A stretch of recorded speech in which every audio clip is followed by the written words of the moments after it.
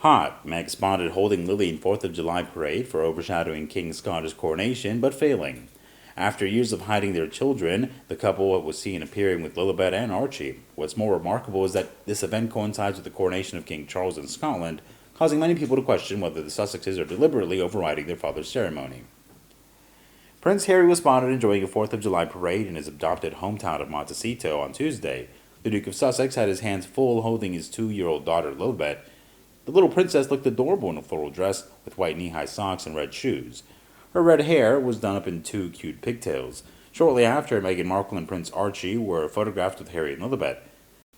The parade was not the first one where he's been photographed. 2 years ago, the Invictus Games founder was photographed taking in a 4th of July parade in Wyoming alongside Markle and Archie. It's been a tumultuous time for the stateside royal and his spouse.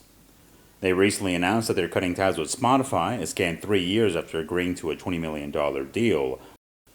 Markle's podcast Archetypes won't be recording a second season, despite launching at the top of the charts last year. An insider told the New York Post that the couple did not produce enough content to justify their full multi-million-dollar payout. In a joint statement, they said they mutually agreed to part ways and are proud of the series they made together. The couple seemed to be taking the news in stride, having been photographed smiling and holding hands this past week.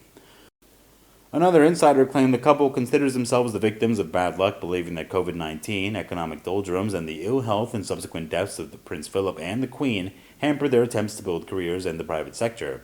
The two bowed out of senior royal life in January 2020.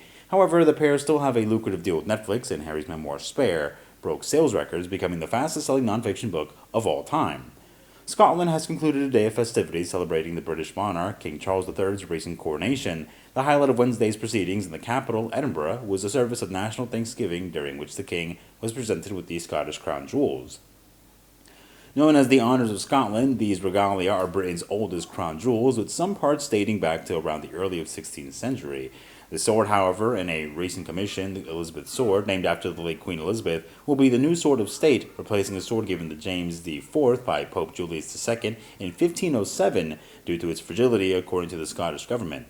The service was preceded by a people's procession and a royal procession to the cathedral, and rounded off with a gun salute.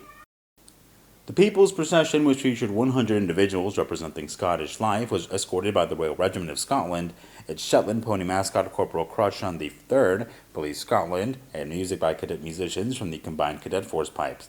Not everyone was celebrating, however. Shouts of the "Not My King" could be heard from nearby protesters.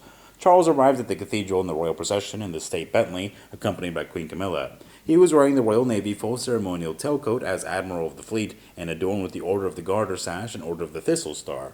Over the uniform, he wore the mantle of the Order of the Thistle, the collar of the Order, and a hat with the plume of the Order.